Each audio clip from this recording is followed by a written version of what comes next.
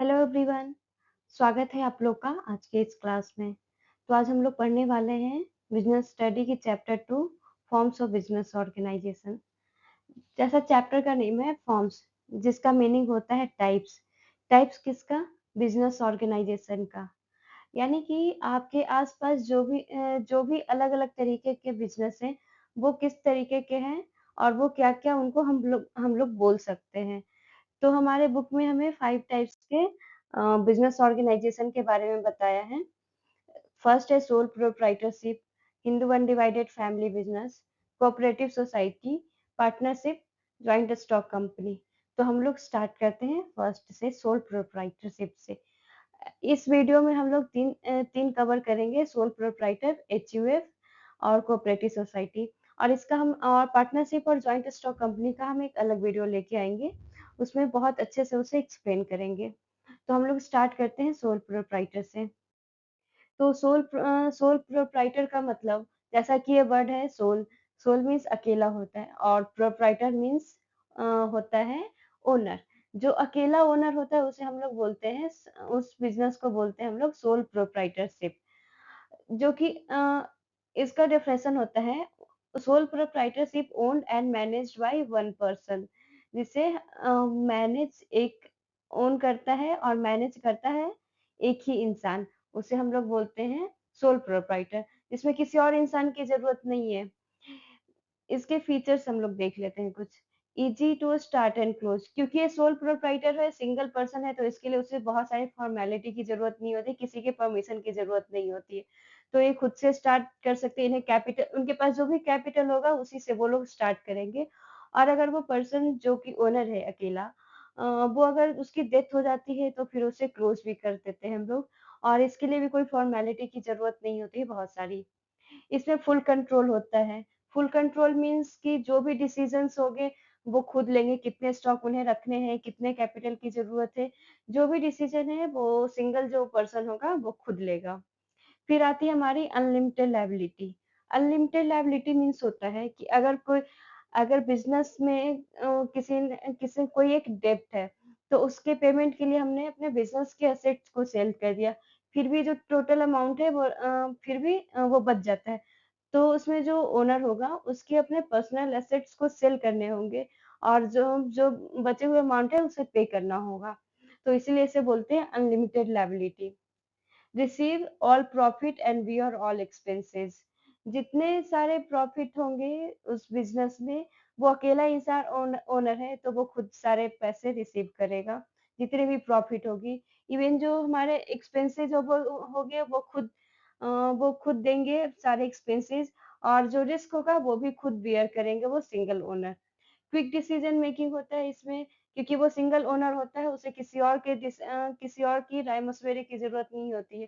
खुद अपना डिसीजन खुद लेते हैं। तो इसमें उन्हें ज़्यादा टाइम नहीं लगता है डिसीजन लेने में। अ, तो इसका एक ये भी फीचर है सोल प्रोप्राइटर का कि क्विक डिसीजन मेकिंग होता है। Suitable for small scale businesses local shops. तो आप लोगों ने देखे होंगे ग्रोसरी शॉप होंगे जहाँ पे आप लोग अपने बुक्स लेने के लिए जाते होंगे, नोटबुक लेने के लिए जाते होंगे तो वो हमारा सोल प्रोप्राइटर में आता है अगर उसका एक ओनर है तो, क्योंकि बहुत सारे जो छोटे छोटे शॉप्स होते हैं ग्रोसरी होती है उसके वो सिंगल ओनर होते हैं, उसमें बहुत सारे ज्यादा कैपिटल की जरूरत नहीं होती है। वो खुद सोचते हैं कि मैं भाई क्यों किसी और को इन्वॉल्व करूँ और अपने प्रॉफिट को शेयर करूँ। इसलिए वो लोग खुद का सिंगल ओनर होना चाहते हैं और वो सोल प्रोप्राइटर में अपना बिज़नेस स्टार्ट करते हैं। और इसके कुछ बेनिफिट्स भी होते हैं और कुछ डिसएडवांटेज भी होते हैं। तो हम लोग स्टार्ट करते हैं इसके एडवांटेज पे। एडवांटेज एक ये हो गया कि क्विक डिसीजन मेकिंग है, वहाँ फटाफट ये लोग अपना डिसीजन खुद ले लेते हैं। फिर ease of formation and closure, जैसा भी बताया हमने कि क्योंकि वो सिंगल ओनर है तो फॉर्मेशन में उसमें ज़्यादा फॉर्मेलिटीज़ की ज़रूरत नहीं होती और क्लोज़र में भी नहीं होती है। डायरेक्ट इंसेंटिव का मतलब हो गया कि जो भी उन्होंने प्रॉफिट अर्न किया है, वो सारे प्रॉफिट उन्हीं को मिलेंगे। इसके लिए किसी और को शेयर नहीं करना पड़ेगा जो भी प्रॉफिट है। और कॉन्फिडेंशियलिटी ऑफ इंफॉर्मेशन, जो भी बिजनेस से रिलेटेड इंफॉर्मेशन है वो खुद अपने पास रखते हैं कि अगर जैसे पार्टनरशिप हो गया, तो पार्टनरशिप में 3-4 पार्टनर हैं, तो कोई भी एक इन्फॉर्मेशन है तो वो 3 चारों पार्टनर को मिलेगा। बट यहाँ पे सोल प्रोप्राइटर में क्या है कि वो सिंगल ओनर है, तो जो भी इन्फॉर्मेशन होगा वो अपने पास ही रखेंगे, किसी और को वो शेयर नहीं करेंगे। क्विक डिसीजन मेकिंग होता है, क्योंकि इसमें कोई और तो है नहीं, वो खुद सिंगल ओनर है, तो वो अपना जो भी शेयर्स जो भी डिसीजन होगा वो खुद लेगा और जल्दी जल्दी वो क्योंकि उसमें किसी और की राय मशवरे की जरूरत नहीं होती है, तो अपना फटाफट डिसीजन ले लेगा। और इसके कुछ डिसएडवांटेज भी है, लाइक लिमिटेड रिसोर्सेज होता है, क्योंकि वो सिंगल ओनर होता है तो उसके पास जितने कैपिटल कैपिटल होंगे वो उसे लगाता है।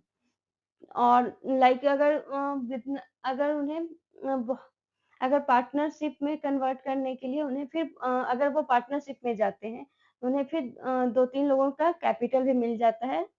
लेकिन सोल प्रोप्राइटर का एक बहुत बड़ा डिसएडवांटेज ये है कि यहाँ पे लिमिटेड रिसोर्सेज होते हैं।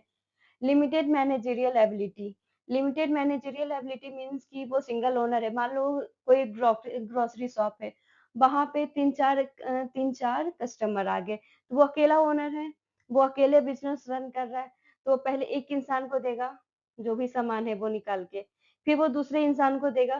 तो ऐसे में क्या होगा कि लोग, अगर कोई और इंसान आ रहा है वहां पे वो शॉप में सामान लेने के लिए, तो वो देखेगा अरे इस शॉप में बहुत भीड़ है, चलो दूसरे वाले शॉप में जाके ले लेते हैं। ठीक है, तो यहाँ पे मैनेजरियल एबिलिटी वहाँ पे कम हो जाती है थोड़ी। और फिर अनलिमिटेड लायबिलिटी होती है कि उन्हें अपने पर्सनल एसेट्स को भी सेल करना पड़ता है वो डेब्ट के रिपेमेंट के लिए। तो हमारे पास एक केस स्टडी है कोका कोला के बारे में। तो कोका कोला का ओरिजिन सोल प्रोप्राइटर के रूप में हुआ था।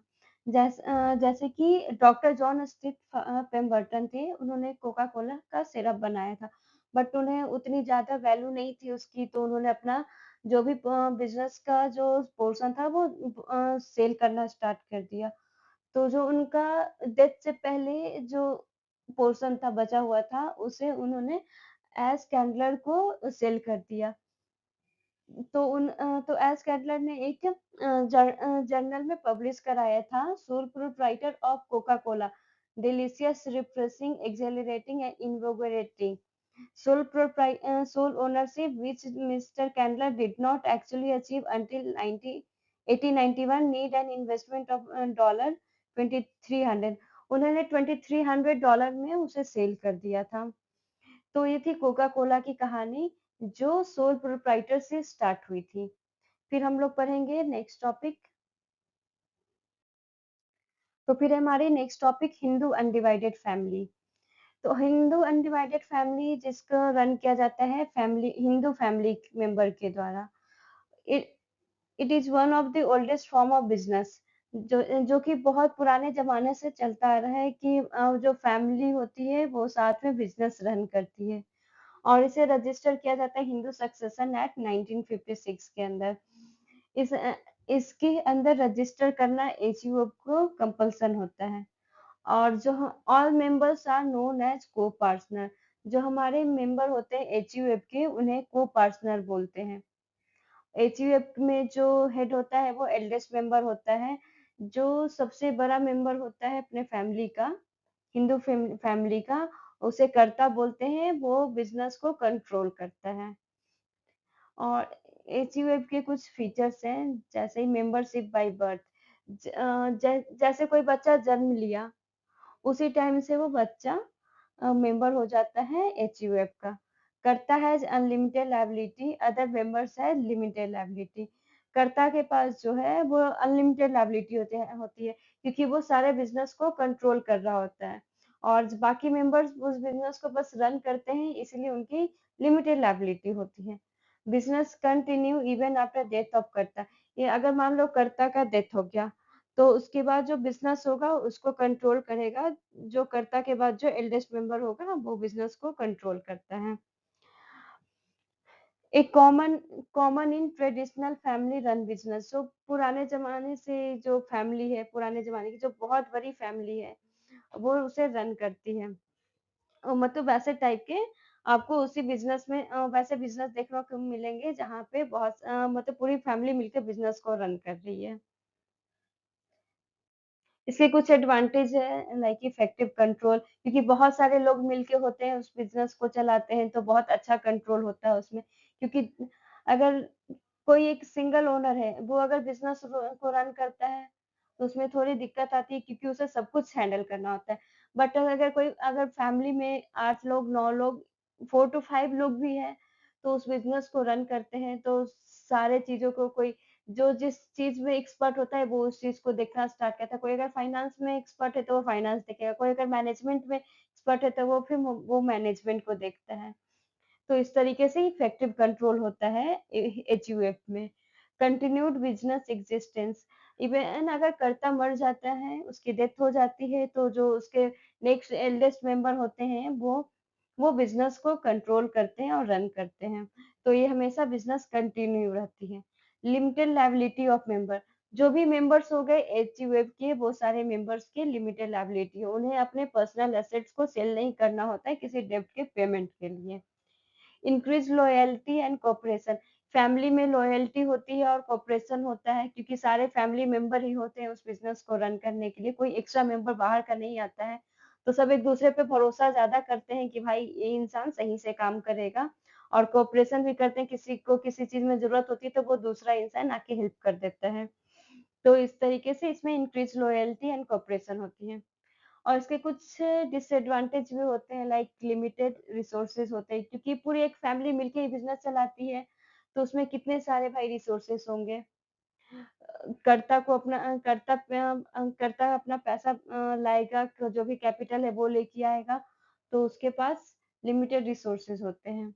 अनलिमिटेड लायबिलिटी ऑफ कर्ता, जो कर्ता होता है उसका अनलिमिटेड लायबिलिटी होता है, बेचारे को अपने पर्सनल एसेट्स जो भी हो गए उन्हें बेचने पड़ते हैं अगर डेब्ट डेब्ट अगर पेमेंट नहीं हो पाता है बिजनेस के एसेट से। तो डोमिनेंस ऑफ कर्ता, बहुत टाइम ये होता है कि कर्ता जो डिसीजन लिया उसे लोगों को मानना पड़ता है, वो गलत हो या सही हो, लोग को मानना पड़ता है क्योंकि वो वही बिजनेस को कंट्रोल करता है।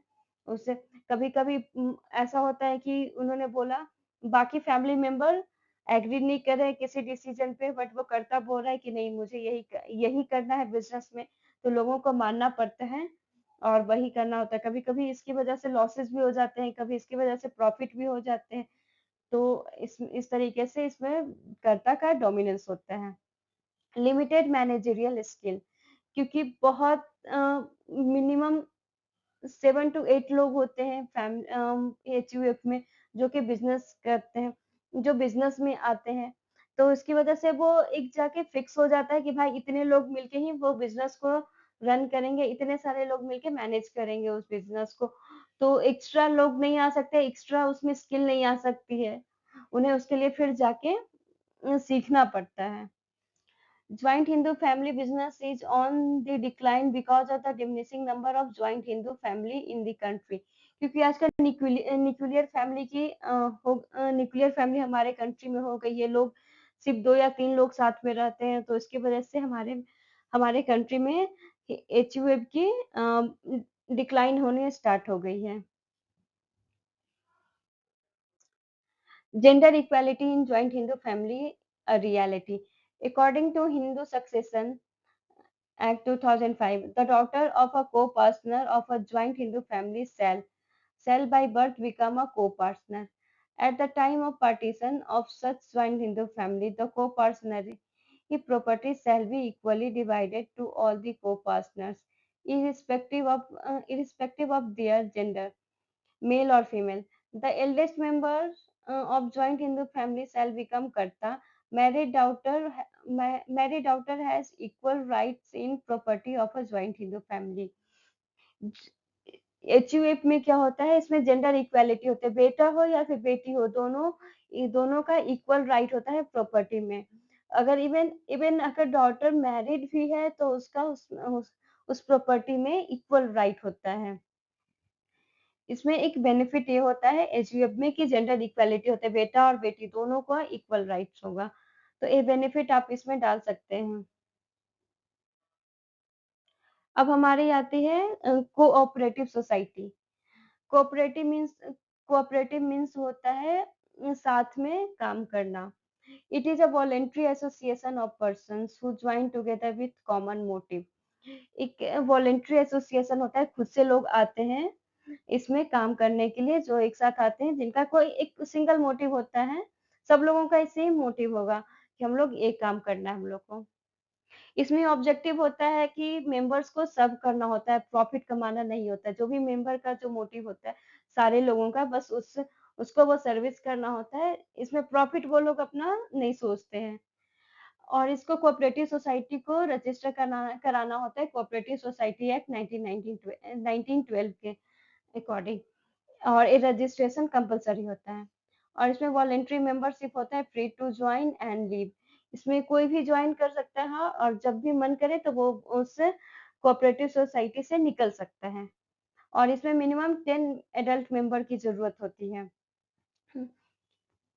और इसके कुछ फीचर्स हैं लाइक लिमिटेड लायबिलिटी। इसमें जो भी मेंबर्स हैं उनके लिमिटेड लायबिलिटी होती है, उन्हें अपने पर्सनल एसेट्स को सेल नहीं करना होता है लायबिलिटी के पेमेंट के लिए।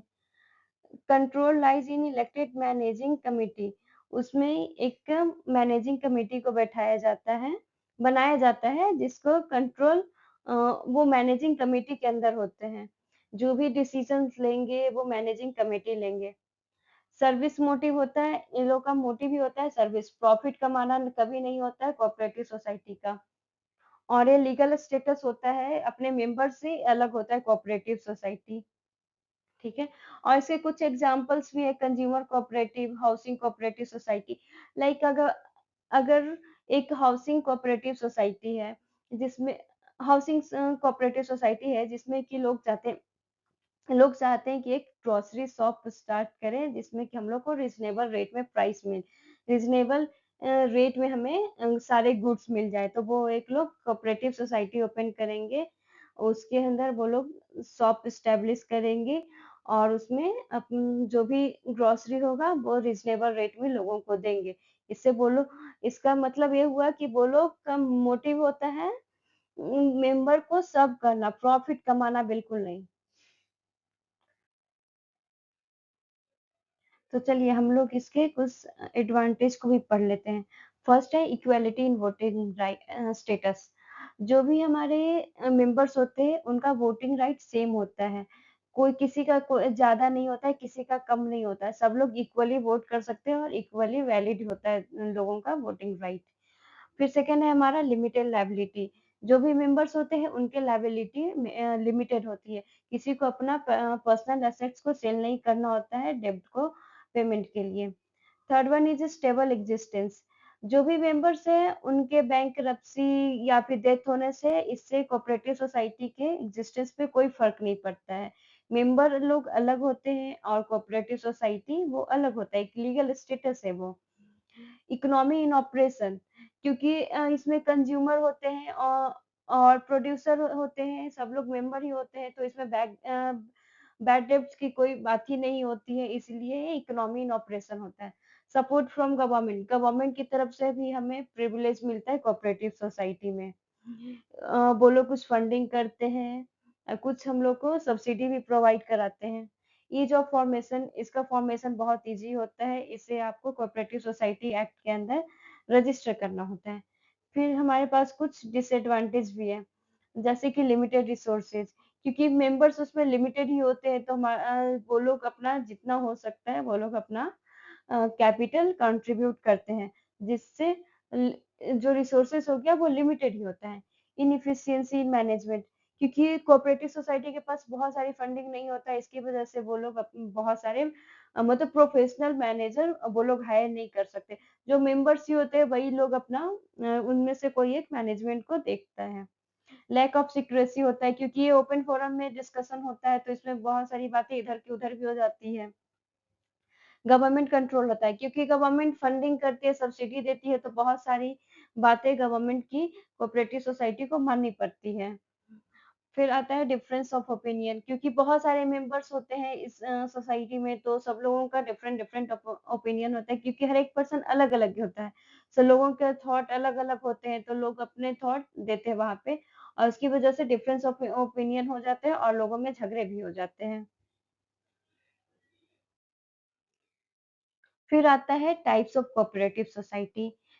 इसमें 6 टाइप की कोऑपरेटिव सोसाइटी के बारे में पढ़ना है। Consumer cooperative society, producer cooperative society, marketing cooperative society, farmer cooperative society, credit cooperative society, cooperative housing society. तो फर्स्ट होता है consumer cooperative society. Consumer cooperative society में इसका फोकस होता है मिडिल मैन जो होते हैं उसे एलिमिनेट करना होता है, और गुड्स को ये लोग जो होलसेल होता है उसी से बल्क में परचेज करते हैं और अपने मेंबर्स को वो लोग सेल करते हैं, और उससे जो प्रॉफिट होता है वो लोग जो जो मेंबर्स होते हैं उन्होंने जो कैपिटल कंट्रीब्यूट किया होता है उसी के अकॉर्डिंग उनको प्रॉफिट डिस्ट्रीब्यूट होता है। सेकंड होता है हमारा producer cooperative society. Producers cooperative society मतलब होता है कि इसमें जो स्मॉल प्रोड्यूसर होते हैं वो मेंबर्स होते हैं, और इसका मेन मोटिव होता है जो उन उनके इंटरेस्ट को प्रोटेक्ट करना। लाइक उन्हें रॉ मटेरियल प्रोवाइड करते हैं, इक्विपमेंट प्रोवाइड करते हैं, और उनके आउटपुट को वो लोग खरीदते भी हैं। इनका मेन मोटिव होता है फाइट करना किससे, जो बिग कैपिटलिस्ट होते हैं उनसे फाइट करते हैं, और बार्गेनिंग पावर जो स्मॉल स्मॉल प्रोड्यूसर होता है उसका बढ़ाता है, क्योंकि जब बड़ी कंपनी से फाइट करेंगे तो वो लोग अपना प्राइस को कम कर देंगे, तो वो लोग तो प्रोड्यूसर का जो होता है बार्गेनिंग पावर बढ़ जाता है, वो लोग अपने ज्यादा में करके सेल कर सकते हैं फिर प्रोडक्ट को। फिर आता है हमारा मार्केटिंग कोऑपरेटिव सोसाइटी। इसमें होता है कि स्मॉल प्रोड्यूसर को सेल करने उनके प्रोडक्ट को सेल करने में एक कोऑपरेटिव सोसाइटी हेल्प करती है।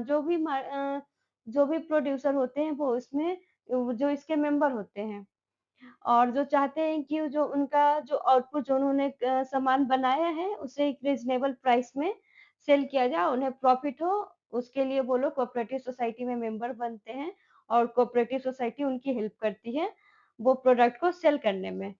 फिर आता है हमारा farmer cooperative society. Farmer cooperative society में ये होता है कि फार्मर्स के जो इंटरेस्ट होते हैं उसे प्रोटेक्ट करने के लिए सोसाइटी बनाया जाता है। उसमें उन्हें बहुत ही रिजनेबल रेट में उनको इनपुट्स मिलता है, लाइक सीड्स मिलेगा, फर्टिलाइजर मिलेगा, ये सब बहुत ही रिजनेबल रेट में मिल जाता है, जिससे फार्मर हमारे अपने क्रॉप को ग्रो कर सकते हैं। फिर होता है हमारा क्रेडिट कोऑपरेटिव सोसाइटी। इसमें मेंबर्स को इजीली लोन मिल जाता है, और बहुत ही रिजनेबल रेट में इन्हें लोन मिलता है। और इस कोऑपरेटिव सोसाइटी का मेन एम होता है कि ये लोग कि जो मेंबर्स होते हैं उनको प्रोटेक्ट करना लेंडर से, जो लेंडर एक्सप्लॉइट करते हैं और उनसे ज्यादा रेट चार्ज करते हैं। फिर हमारा आता है कोऑपरेटिव हाउसिंग सोसाइटी, जिसका मेन मोटिव होता है कि जो लोगों को घर बना के देना, और उनको ये भी बेनिफिट देना कि वो लोग जो भी घर का जो प्राइस है वो उसे इंस्टॉलमेंट में पे कर सकते हैं। ओके, तो फिर आज के लिए इतना ही। आपको नेक्स्ट